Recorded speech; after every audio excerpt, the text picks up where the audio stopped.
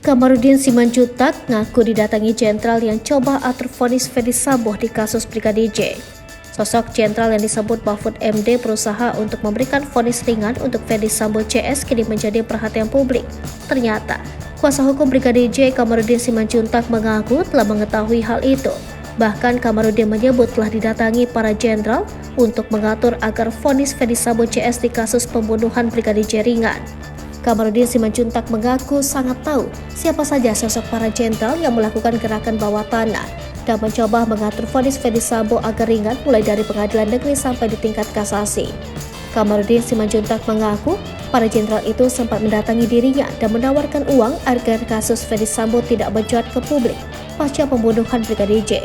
Menurut Kamarudin, para sosok jenderal itu mendatangi dirinya beberapa hari setelah ia mewakili keluarga melaporkan pembunuhan berencana atas tewasnya Brigadir J oleh Ferdy Sambo CS ke Bareskrim Polri.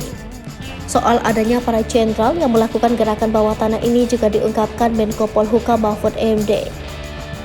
Namun, kata Kamarudin, para jenderal ini fokus untuk menutupi kejadian sebenarnya di Duren 3 dan bersikeras bahwa yang terjadi adalah tembak-menembak. Menurut Kamarudin, sosok para jenderal yang mendatanginya mulai dari bintang 1 dan bintang 2. Kamarudin mengatakan para jenderal yang melakukan gerakan bawah tanah ini sudah berhasil mengacaukan persidangan yakni terkait tuntutan jaksa.